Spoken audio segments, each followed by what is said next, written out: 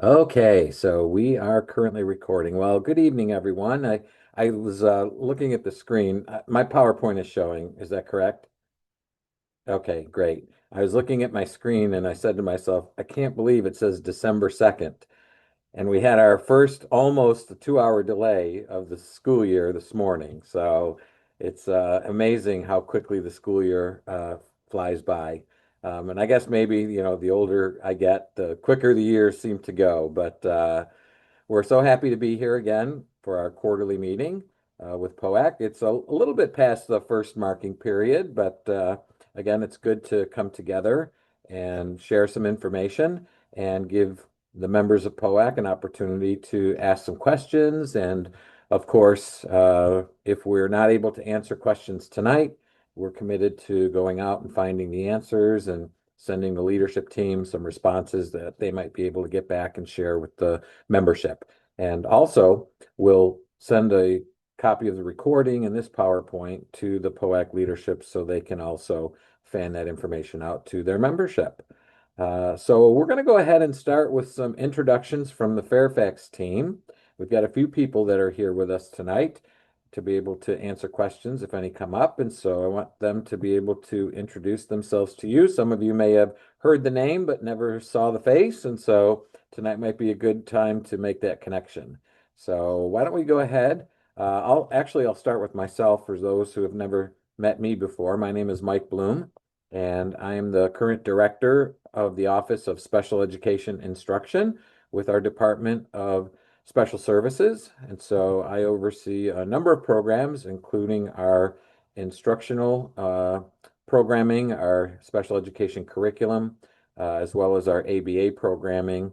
And I'm going to go ahead and have the others introduce themselves because they are my senior managers who oversee some of the different offices, or not offices, but programs within our office. So, Ellie, why don't we go ahead and start with you? Hi, everyone. Good evening. I am Ellie Stack, and I'm the Senior Manager for Special Education Instruction. And I work with the managers for Behavior Intervention Services, ESY and Assessment, Special Education Curriculum, our Hearing and Vision Program, and our Special Education Teacher Support Programs. Good to see everyone. Great. Thank you, Ellie. Tina, why don't you go next? Hi, I'm Tina Wilkerson. I'm the Senior Manager for Applied Behavior Analysis and then also for Special Education Services, which includes ATS and Adaptive PE. Great. Thank you, Tina. And Lori, why don't you go next? Hi, everybody. I'm Lori Creighton, and I'm a senior manager overseeing behavior intervention services. Good to see you all. Great. Thank you, Lori. And I think from my quick scroll, unless someone quickly hopped on from the FCPS team, I think that was it. All the members of our Fairfax County team. Um, Lori, I just wanted to mention also that you may have worked with or heard of the behavior intervention teacher that supports your child's school. Lori's team oversees all of the behavior intervention teachers that support our schools, and Tina's team supports all of the applied behavior analysis coaches or the ABA coaches that support our schools. And so both of them as managers work very hard to be able to have their teams canvas across the county, supporting schools, building the capacity of those staff members to be able to meet the needs of our students. And so I just wanted to thank the two of them for all of their hard work. Um, all right, so why don't we go ahead? We're going to move forward. I did receive a few agenda items in advance of the meeting from the POAC leadership team. And as I thought about the different items that had I not received the agenda items from POAC, things that I would have shared, they would have been all the things that POAC sent me on their agenda. So this was really a good thinking from POAC leadership's team members and a good way for us to share some specific updates related to these four things. And then, of course, we can open up to Q&A that can expand beyond these four different areas. But we're going to start by talking a little bit about the new SOL cut scores. Some of you may have heard information in the news or through emails that have come your way, so we'll share some information around that. There's some questions about federal IDEA funding. I know that, again, a lot of questions, not only with the Fairfax County budget and what's happening as we move into budget negotiations and talks for next school year, but also with changes at the state level and the federal level the last couple of years. Is there any impact on our federal funding? We're going to talk a little bit about the elementary special education chair position in the county and how those positions may or may not be impacted by our budget. And then lastly, we're going to talk a little bit about reading plans in Fairfax County. And again, something you may have heard about through your child's IEP meeting or information that you've received sometime this fall. So I'm going to go ahead and go to the next slide, and we're going to start by talking a little bit about those SOL cut scores. So I did want to share with you that the topic of SOL cut scores has been a topic that's been ongoing now for quite a few months. And finally, in November, the Virginia Board of Education approved higher cut scores for the SOL assessments in both reading and mathematics. The goal or the plan from the VDOE is that these new cut scores or higher cut scores are going to be phased in over several years. And the reason for the higher cut scores is intended to align Virginia's proficiency expectations. So there were new standards in reading and math that have been implemented the last couple of years.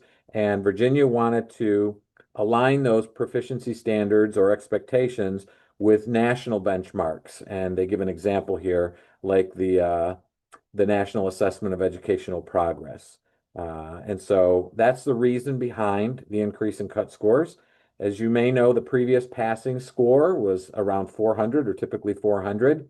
But when the new cut scores come into effect, the new proficient scores or cut scores are going to generally range from about 430 to 479, depending on the grade and subject. Some of the specific details are still being worked out by the VDOE, and they've got some working groups that are going to be working on the specifics that they plan to share in the spring of 2026. But you can see that the range for the proficient level is going to increase from 400 to at least a range of 430 to 479. As I mentioned, these higher scores are not going to be implemented all at once. The Virginia School Board has approved a plan to gradually increase these cut scores or over a period of several years. So possibly 4 to 5 years. That's what they've initially talked about. But as I said, in the spring, we're going to get some more specific information related to this phase-in plan. Okay, I'm going to move to the next slide as soon as I can get my cursor working. Okay, so again, just some talking points around the cut scores. Again, I mentioned the November 13th business meeting, the Board of Education approved the SOL proficiency plan. And the plan designates school year 25-26, this school year, as a planning year, and the proficient score is going to remain at 400. So that's a real important distinction. There's not going to be an impact this school year for students. And so this is a planning year. So we're going to get more information in the spring about next year and potential changes. The board did recommend, as I mentioned, a 4-year phase-in model. And what they're going to do is they're going to put in a temporary level that they're calling the approaching performance level. And that's going to help during this transition. So as the cut scores start to rise, a student is going to move from approaching performance and then up to proficiency and pass advanced. And so they're just putting in this extra level that's going to help students and schools to be adjusting to the new cut scores. And then that new level approaching performance is going to be removed at the end of the transition period where there's full implementation across the 28-29 school year. So at the start of next school year, 26-27, the new cut scores are going to be implemented alongside the temporary approaching performance level. And the important thing to know is that the temporary approaching performance level is going to count as passing on all the reading and mathematics SOL assessments. It includes the end of course assessments, and that's going to be in effect until the full implementation year. So again, even though a child may be scoring in the approaching performance, they're still going to be considered passing at that point. And then at some point, they're going to do away with the approaching performance, and then it'll be back to the proficient, if that's the terminology that they use. Students retaking an SOL assessment, they must meet the passing score in effect at the time of their original test. So, for example, if the passing score at the time of their initial SOL test was 400, then students retaking the exam will also then need to earn a 400 to pass the assessment. So, if the cut scores do increase between their first SOL attempt and their retake, they're going to be held to that initial score, which was a passing score when they took that test the first time. So again, very, very important distinctions. Now I want to talk a little bit about credit accommodations. Some of you may be more familiar than others with credit accommodations for students with disabilities. So students have the opportunity under certain criteria and circumstances to be awarded locally awarded verified credits or special permission credit accommodations. These are really different pathways for students who are not performing as well on the SOL test to be able to receive that verified credit. And so there's information on this slide, again, without getting too into the weeds. The new cut scores, they are going to impact how students with disabilities access those verified credits that they need for a standard diploma, particularly through the two that I mentioned, the LAVC, the locally awarded verified credits, and then what we call the SPLAVICA, the special permission credit accommodation. So right now, credit accommodations, they do provide alternate pathways for students with disabilities. So students have an IEP or a 504 plan to earn their verified credits without passing the standard SOL test. And this ensures that they can still earn a standard diploma. So there are some critical score ranges though. So right now, the existing credit accommodation pathways are based on these narrow score ranges. So for the locally awarded verified credit, a student must pass their course, they must take the SOL test at least twice, and score between 375 and 399 range to be eligible for a local appeal process or to go through the process at the school level to receive a locally awarded verified credit. The special permission credit accommodation goes a step further. So this option is for students with documented disabilities that prevent them. So the disability prevents them from demonstrating knowledge on the SOL. And these students need to score below a 375. But again, this pathway allows them to pursue that verified credit through alternative methods with the VDOE approval. And again, there's a whole process that students go through, and we submit information to the VDOE, and they give their approval that says, okay, take it back to the local team to be able to verify this credit and award the verified credits. So long and short of the story is that there will be some potential impact of the higher cut scores. So as the passing cut score for proficiency increases, it's really projected that fewer students overall are going to potentially achieve a passing score. So that could mean that more students with disabilities are going to fall into the score ranges that require one of these credit accommodation pathways. But again, the good news is they're available to students, and the school teams are very good at helping students to be able to know the different pathways for them. So the VDOE is going to adjust the thresholds. So the VDOE is likely going to adjust the specific score threshold. So as we talked about, the threshold for the LAVC, the locally awarded verified credit is between 375 and 399. And so they're going to have to adjust those so that, again, students are not being held to the same level with an increase in the cut scores. So they're going to have to provide updated guidance to schools to ensure that the accommodations remain accessible and aligned with the new higher proficiency standards. And for that reason, there's going to be a big focus beginning next school year on the local appeal. So this local process for credit accommodations. And so the reliance on the LAVC and the special permission credit accommodation pathways is likely going to increase, placing greater importance on the local appeal processes used by school divisions to demonstrate student competency. And so again, I know this is a lot of information. If this is the first time you're hearing about this, it might be confusing.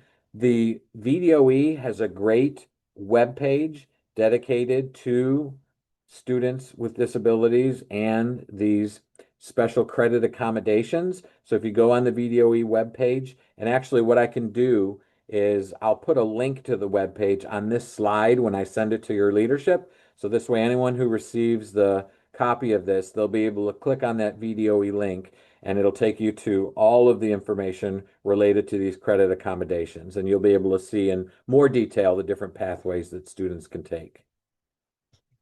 Okay, so that's a lot on the SOL cut scores. So again, we'll have some time for Q&A once I finish up with the other three areas, and we can go back and talk a little bit more about that if we'd like to. The next question was around federal IDEA funding, and if we've seen any impact, if there's been an impact from the federal government. Have any of our funds been frozen from the federal government? And so I did want to give you a little bit of information. So currently, we are not experiencing a freeze to our IDEA funding stream to Fairfax County Public Schools during this school year. So I know there were some questions early on regarding the Department of Education and potentially some of the changes that the federal government was making to the ways in which they were providing support and resources to schools. But IDEA is a specific part of the law that guarantees certain things for students with disabilities. And so because of that, we did not see a freeze on any of those funds coming into Fairfax County Public Schools. But that being said, I did want to share that currently the president's budget request for FY26 has proposed some changes that could alter how IDEA funds are distributed and managed. So a couple of examples here. One proposal was to eliminate several of the key IDEA programs. And so there are specific programs that are part of the special education law, like personnel preparation, technical assistance, the parent resource centers. And again, those are all big areas that could impact our schools and really public schools across the nation if there wasn't the same amount of funding stream or if some of these programs were eliminated. The other piece of information that I found was that the House Appropriations Subcommittee proposal for FY26 included overall steep cuts to K through 12 education, but reportedly proposed a $25 million overall increase to special education funding, which may indicate, again, an early sign to hold the main IDEA funding streams harmless from the deepest cuts.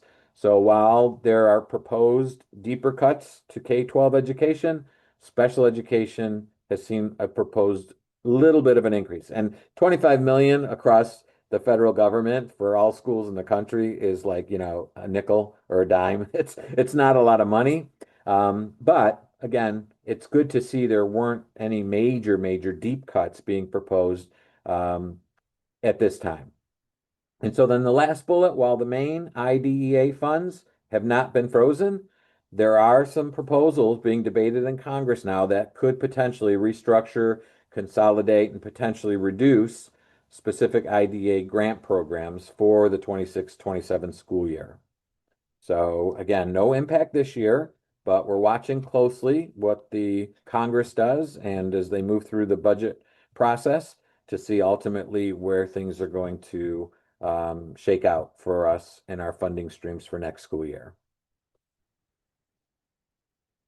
All right, the next question is related to the special education department chair positions. And I wanted to share this slide because this slide came directly from the school board work session in November, where Dr. Reed shared with the school board information related to the budget process and the proposed budget for next school year. As I mentioned, it's the beginning of the budget season, and soon the FCPS budget, Dr. Reed's budget, is going to be presented to the school board and to the public for consideration. And then it works its way through the process leading up to the adoption, really in May of next year. And so the reason I grabbed this slide is that in Dr. Reed's proposal, she pointed out a number of programs and areas in Fairfax County Public Schools where we exceed the minimum state standards. And so again, we anticipate an extremely rough budget year for next year, and the division, the school board, Dr. Reed, need to make some real hard decisions regarding what items will be funded and which items may not be funded. And so again, this is not a list of programs that are going away. This is not a list of services and supports that are going away, but it simply is a slide that shows all of the above and beyond or the extra things that we in Fairfax County Schools have become accustomed to in terms of budget funding. And so the reason I put this up here is that in the left-hand chart, I did want to point out that the elementary special education lead teachers are on this list. We know that that position was granted. I think this is the third year for that position. And so it was a commitment that the school board made a number of years ago. I believe it started under Dr. Scott Braybrand and then continued under Dr. Reed. But it is one of those positions that's currently, on the list as exceeding. And the other information I wanted to point out is the third on the list is our applied behavior analysis and preschool autism enhanced staff. And so again, the ABA coaches, those aren't required by the Code of Virginia, but it's something, and what didn't make the list here, but I also should point out, is Lori Creighton's behavior intervention teachers, another group of staff that are not required by the Code of Virginia. But again, we have great programs that are supported by great central office staff and do a great service to our schools. I didn't choose to put the title of this slide programs at risk, but someone did. And so I think that what we've been doing is we've been sharing with groups that have a voice and are able to advocate with our school board and our superintendent of schools the importance for certain positions and certain things that we have that we know are critical for the success of our students. And so I know that the question was about special education lead teachers, but I would also say that a number of things on this list are areas where POAC or even individually as a community member, if you wanted to advocate, you certainly could advocate for any of these items to remain in next year's budget as we walk through this budget process. So again, I just wanted to point those out since you had asked about the department chairs specifically. And then the last slide, there was a question about reading plans for students with disabilities. So what I didn't put on the slide is that this is applicable to students in kindergarten through grade 8 in Fairfax County Public Schools. Oh, did I just erase? There we go. So this is specific to kindergarten through grade 8 in Fairfax County. So students with disabilities, they are expected to have a reading plan if identified as needing one. And again, there's a whole process. I didn't put all of the specific information here, but there's an assessment and some data that's collected regarding student performance that's taken into consideration regarding the need for a reading plan. But the important thing is, regardless of a student's eligibility category, if the reading plan is required, based on the VLA guidance, the Virginia Literacy Act guidance, and the IEP does not include a reading goal addressing the identified area of need, then it's important that that IEP team convene to be able to review current data and determine appropriate next steps.